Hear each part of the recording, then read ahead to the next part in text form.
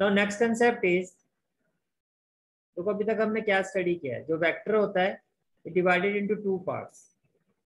एक क्या होता है जनरल, जनरल पार्ट्स का मतलब वैल्यू ऑफ वेक्टर, ये जो स्टैंडर्ड फॉर्म होती है। स्टैंडर्ड फॉर्म का मतलब जो एक वेक्टर है आपका, जैसे कि ये आपका इनिशियल पॉइंट है और ये आपका टर्मिनल पॉइंट है ए बी, तो ये जो ए बी वेक्टर है इसकी वैल्यू क्या होती है। मैंने आपको ये भी कहा था कि ए बी वेक्टर को हम एक्स वेक्टर से भी डिनोट कर सकते हैं, x vector y vector whatever it is. और इसकी जो स्टैंडर्ड फॉर्म होती है एक्स वेक्टर की, that is a I cap plus b j cap plus c k cap, यही हमने स्टडी किया था, राइट। फिर हमने स्टडी किया कि जो वेक्टर होता है, देखो ये जो वेक्टर होता है इसकी जो डायरेक्शन होती है वेक्टर की, उसको हम क्या कहते हैं, यूनिट वेक्टर। और इसका सिंबल क्या होता है, x cap, and it is equal to vector upon its magnitude. X cap is equal to vector upon its magnitude. X vector क्या था आपका, that is a I cap plus b j cap plus c k cap. और magnitude of vector क्या होता है, coefficient of i that is a under root A square, coefficient of j plus B square, coefficient of k cap that is plus C square. And then we studied, अगर आपको इस point A के coordinates given है, initial point के, that is x1 y1 और z1, और point B के coordinates given है x2 y2 z2, तो a is equal to x2 minus x1, and then b is equal to y2 minus y1, and c is equal to z2 minus z1। और a b c को हम direction ratios कहते हैं। यहाँ तक हम सारी चीजें समझ चुके हैं, ठीक है, इज इट क्लियर। तो आप ये देखो, ये जो आपकी एक्स कैप की वैल्यूएशन है, मैं इसको ऐसे भी ले सकता हूँ ना, a upon root A square plus B square plus C square i cap. ये आपको पता है न्यूमरेटर को हम सेपरेट कर सकते हैं, plus b upon under root ए square plus B square plus सी square j cap, plus c upon under root ए square plus B square plus सी square k cap. तो बेसिकली मैंने लिखा क्या है, ये रेशियो क्या है, देखो ये जो न्यूमरेटर है ए, ये होता है डायरेक्शन रेशियो, और रूट ए square plus B square plus सी स्क्वायर आपका क्या होता है, मैग्नीट्यूड ऑफ वेक्टर। तो डायरेक्शन रेशियो और मैग्नीट्यूड का ये जो रेशियो होता है, डायरेक्शन रेशियो और मैग्नीट्यूड का ये जो रेशियो होता है, इसको हम कहते हैं डायरेक्शन कोसाइन। क्या कहते हैं इसको, direction cosine. This is called as direction cosine. अब कोसाइन नाम से पता चल रहा है इसमें हम एंगल्स को लेके बात कर रहे हैं। अब मैं इस चीज को एक्सप्लेन करके दिखाता हूँ। मैंने कहा आपको डायरेक्शन रेशियो और वेक्टर का जो मैग्नीट्यूड होता है उसका जो रेशियो होता है, that is equal to direction cosine. Cosine means in terms of cos. अब इसके लिए मैंने यहाँ एक एक्सिस लिया,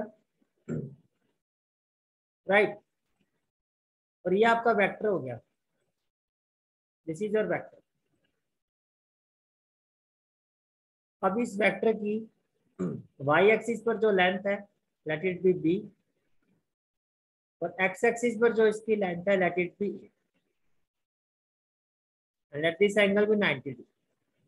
अब ये जो वेक्टर जो है आपका, वो एक्स एक्सिस के साथ जो एंगल बना रहा है, let it be alpha, and with respect to Y axis, देखो ये बी है तो इसको भी हमने वाई एक्सिस लिया है, let this angle be beta, right. अब अगर मैं आपसे ये पूछता हूँ what will be the value of cos alpha, अब आपको पता है कॉस थीटा क्या होता है, that is base upon hypotenuse. तो कॉस अल्फा, देखो कॉस अल्फा के लिए, for alpha, for alpha base will be equal to, let this be A, B and C. For alpha base will be equal to AB, perpendicular will be equal to BC, and hypotenuse will be equal to AC. Now cos theta is equal to B by H. B by H. So what is the value of B? That is AB. And what is the value of H? That is AC. Now here AB is equal to A, and AC is equal to magnitude of x and the angle is alpha. So basically this is the value of cos alpha.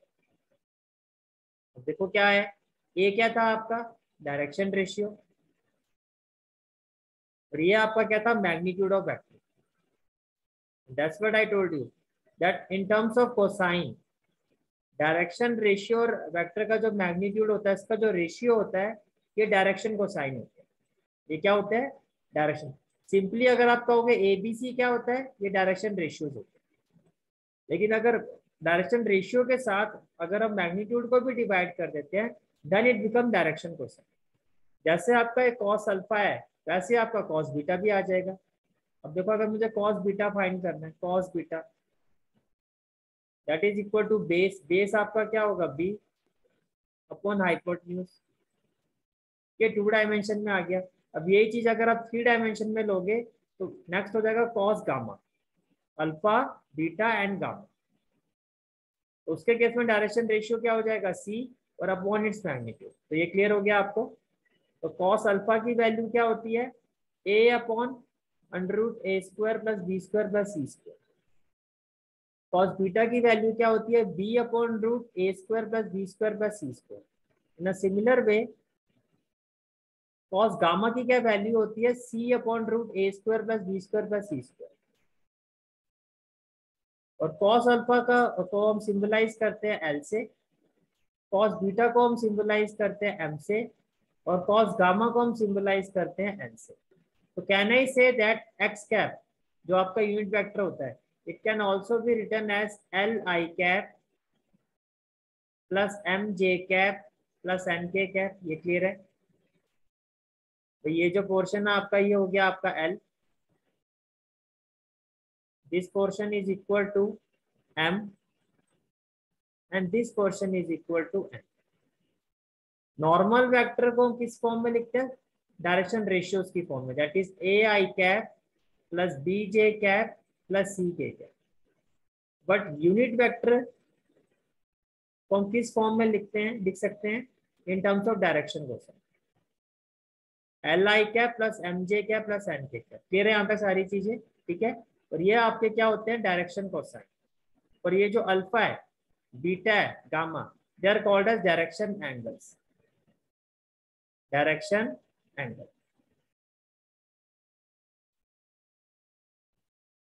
Alpha, beta and gamma are called as direction angle and unit vector can be written in terms of direction cosine that is Li cap plus Mj cap plus Nk cap. Okay. और ये value अभी हमने जो discuss किया value of cos alpha cos beta cos gamma. Basically it is the ratio of direction ratio and magnitude of vector. Direction ratio and magnitude of again direction ratio and magnitude of. यहाँ तक सारी चीजें clear हो गई. ठीक है. तो आपने क्या सीखा. अच्छा देखो अभी हमने क्या सीखा दैट कॉस अल्फा क्या होता है आपका एल राइट. कॉस अल्फा का सिंबल क्या होता है इज इक्वल टू ए और रूट ए square plus B square plus सी स्क्वायर क्या होता है मैग्नीट्यूड ऑफ एक्स फैक्टर. तो can I say that magnitude of x factor can also be written as a by L. अगर आपको direction ratio A पता है और एल की वैल्यू पता है you can find its magnitude. और magnitude of x factor can also be equal to b upon M और magnitude of x factor can also be equal to c upon M. ये clear हो गया point. Ratte नहीं लगाने में बार बार क्या हो जो भी चीज है बिल्कुल क्लियर होनी चाहिए. क्लियर है यहाँ तक सारी चीजें. ठीक है. मीन्स किसी भी वेक्टर का जो मैग्नीट्यूड होता है वो उसके डायरेक्शन रेशियो डायरेक्शन कोसाइन के रेशियो के इक्वल. तो कैसे होता है वो मैं आपको एक्सप्लेन करूँ. अब जितना कंसेप्ट अभी हमने डिस्कस किया उस पर बेस्ड आता है आपका question number 12. Question number 12 is find the direction cosine of the vector I cap plus 2j cap plus 3k cap. अब देखो अगर मैं इसको स्टैंडर्ड फॉर्म से कंपेयर करता हूँ that is x is equal to A I cap plus bj cap plus ck cap. So a will be equal to 1, b will be equal to 2 and c will be equal to 3. यहाँ तक कोई doubt clear है? यहाँ तक अब आपको क्या करना है, आपको डायरेक्शन कोसाइन फाइंड करना है। तो डायरेक्शन कोसाइन क्या होगी, जैसे एल क्या होगा आपका a upon root A square plus B square plus C square. In case of a m, it will be b upon root a square plus b square plus c square. And in case of a n, it will be c upon root a square plus b square plus c square. तो देखो कैसे करेंगे इस question को. Value of x factor has been given in the question, that is I cap plus 2j cap plus 3k cap. A is equal to 1, b is equal to 2 and c is equal to 3. First of all, we will find the magnitude of x factor, that is root a square plus b square plus c square. A square 1 square क्या होगा 1 plus b square 2 square क्या होगा 4 plus 3 square क्या होगा आपका 9. It will be 9 plus 4 13, 13 plus 1 14, root 14. तो simple है. L will be equal to what? A upon magnitude of x factor. Value of A is 1 upon magnitude, that is 1 by root 14. M will be equal to B upon its magnitude, that is 2 upon root 14. And N will be equal to C upon its magnitude. C is 3 upon magnitude, that is root 4. And this is the required answer. Is it clear? Okay. Next question is question number 13. Question number 13 is, find the direction cosine of the vector joining the point A and B directed from A to B. Simple है. आपको एक vector given है whose initial point is from A to B. A के coordinates आपको given है, that is 1 2 -3. और B के coordinates आपको गिवन है, that is -1 -2 1. आपको डायरेक्शन कोसाइन फाइंड करने हैं. पहले आपको इसको स्टैंडर्ड फॉर्म में कन्वर्ट करना होगा. What will be the value of A? x2 minus x1. What will be the value of B? y2 minus y1. What will be the value of C? z2 minus z1. And once we have the value of ABC, we can find the magnitude of this vector, that is root a square plus b square plus c square.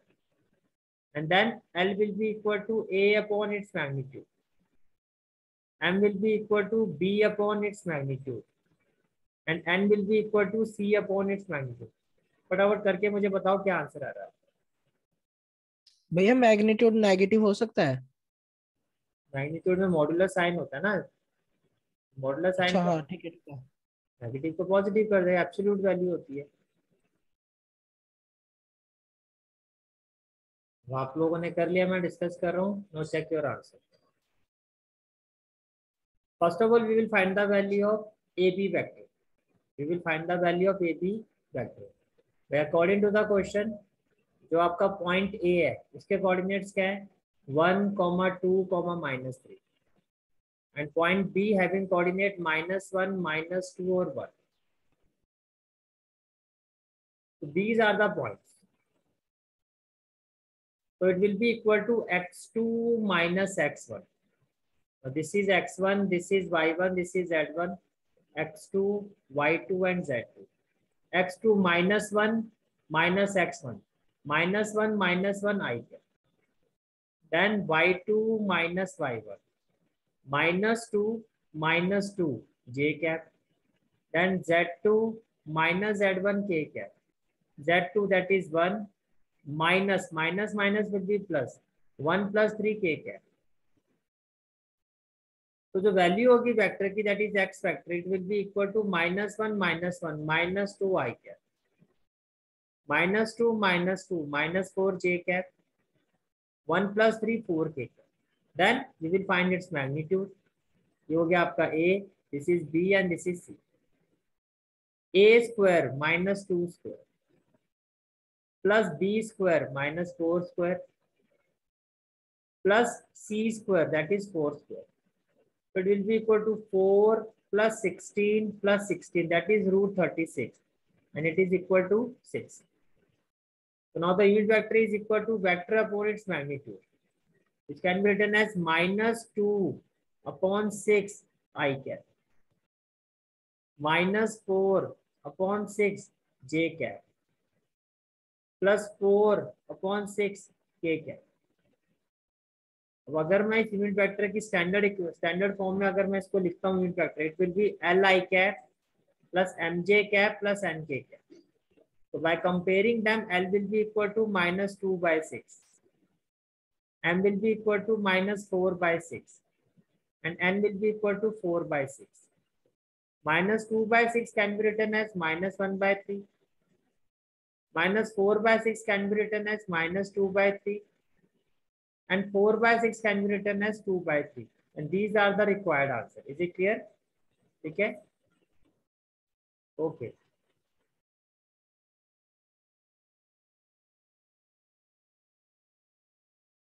Now next question which we are going to discuss now, that is question number 14. Question number 14 is, show that the vector I plus j plus k is equally inclined to the axis OX, OY and OZ. Equally inclined to the axis. Equally inclined का मतलब कि जो आपके cos alpha है, it should be equal to cos beta. It should be equal to cos gamma. Why I am saying this? Because जो cos alpha है, alpha is the angle made by vector with x-axis. Beta is the angle made by the vector with y-axis, and gamma is the angle made by vector with z-axis. तो आपसे यही कहा जा रहा है कि show करना है कि ये जो वेक्टर है आपका, ये इक्वली इंक्लाइंड हो रहा है इन एक्सिस पर, with axis X axis with Y and Z. अब एक्स एक्सिस के साथ जो इसका एंगल होता है वो cos अल्फा होता है. वाई एक्सिस के साथ जो वेक्टर एंगल बनाता है दैट इज cos बीटा, और जेड एक्सिस के साथ जो एंगल बनाता है that is cos gamma. Is it clear? यहाँ तक कोई डाउट है तो बताओ. ठीक है, चलो अब कैसे करोगे? दिस इज द वेक्टर, आपने इसका मैग्नीट्यूड फाइंड किया. अगर मैं इसको स्टैंडर्ड फॉर्म से कंपेयर करता हूँ तो a will be equal to 1, b will be equal to 1 and c will also be equal to 1. इसका जो मैग्नीट्यूड होगा that is square root of a square that is 1 plus b square that is 1 plus c square that is 1. So 1 plus 1 plus 1 that is root 3 unit. So we know that unit vector x is equal to vector upon its magnitude, that is 1 upon root 3 I cap plus 1 upon root 3 j cap plus 1 upon root 3 k cap. Now by comparing the standard equation of unit vector, that is L I cap plus M j cap plus N k cap, what we will have? L will be equal to 1 by root 3. M will be equal to again 1 by root 3. And N is equal to again 1 by root 3. And what is L? That is cos alpha. What is M? That is cos beta. And what is N? That is cos gamma. So if cos alpha is equal to cos beta is equal to cos gamma, it means what? That is alpha is equal to beta is equal to gamma. Alpha is equal to beta is equal to gamma. Hence we can say that vector x is equally inclined to axis OX, OY and OZ. So finally अब in terms of alpha, beta, gamma इसको prove करोगे. If it's clear then thumbs up. If you have any doubt then raise your hand. Okay. Now the next concept is concept of resultant vector. अभी थोड़ा मैं आपको explain कर देता हूँ.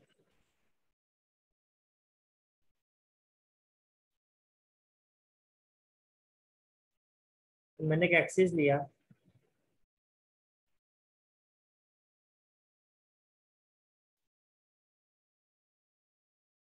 इसकी था ओरिजिन पॉइंट, और ये हो गया आपका से 1, this is 2, this is 3, 4, 5, again -1, -2, -3, -4 and then 1, 2, 3, 4 and 5, and then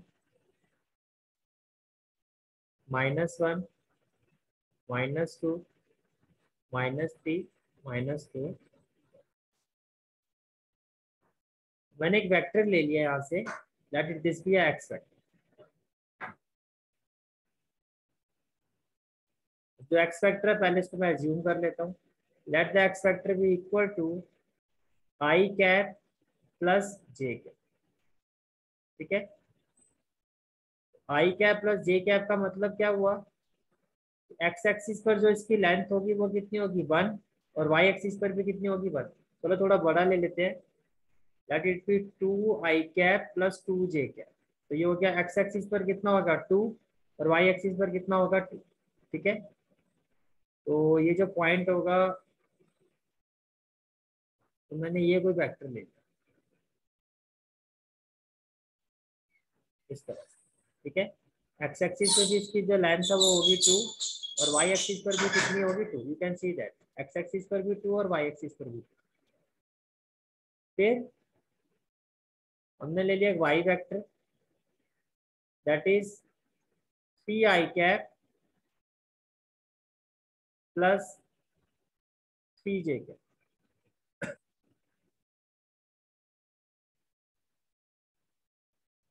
तो 3 I cap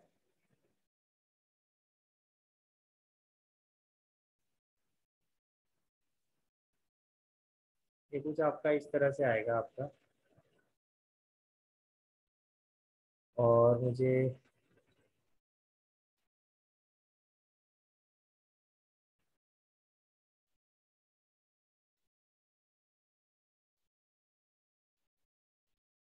that this be the X vector, this be the Y vector. ठीक है, तो जो एक्स वेक्टर हो गया आपका वो ग्रीन वाला हो गया, ये हो गया आपका वाई वेक्टर। ठीक है, अब अगर मैं दोनों को ऐड करता हूँ, X vector plus Y vector, it will be equal to what? 5 I cap plus 5 J cap. 5 I cap 5 J cap. तो जो इनका रिजल्टेंट वेक्टर है, रिजल्टेंट का मतलब दोनों को ऐड करके जो आएगा, that this be the resultant vector. ठीक है, 5 I cap plus 5 J cap, ये कुछ ऐसा हो गया। ठीक है, नाउ द पॉइंट इज, अगर मैं इसको इससे ज्वाइन करता हूं और इसको मैं अगर इससे ज्वाइन करता हूं, तो ये जो फिगर बनेगी आपकी, ये बनती है आपकी पैरेलल। थोड़ा सा अगर आप देख भी सकते हो इसको, ये जो चीज है वो इसके पैरेलल होगा, और ये जो है वो इसके parallel. What I am trying to say that जो कंसेप्ट है वो क्या है कि अगर दो वेक्टर का अगर इनिशियल पॉइंट सेम होता है, if two vectors are having same initial point,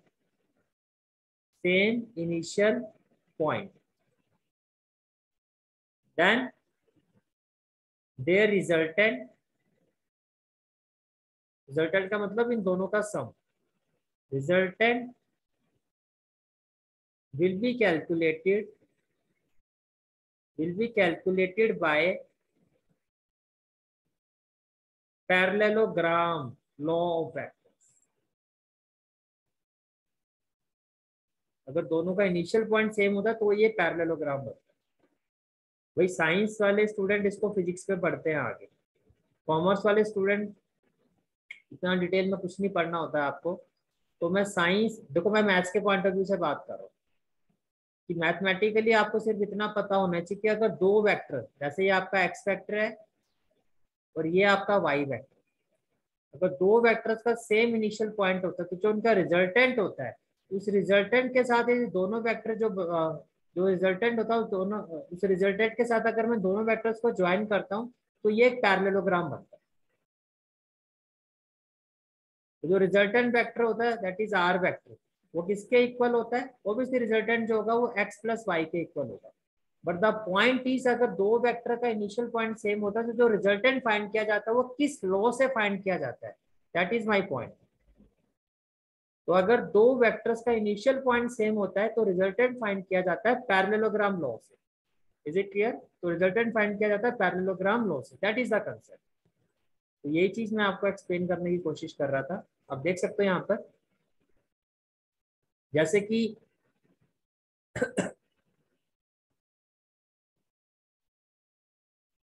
normally क्या होता है, जैसे कि एक्स फैक्टर है 7i प्लस 2j, ये वाई वेक्टर है 3i प्लस 6j।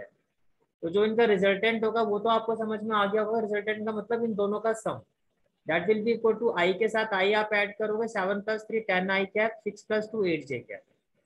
ठीक है, बट इसकी कंडीशन जो होती है दैट इज माई पॉइंट।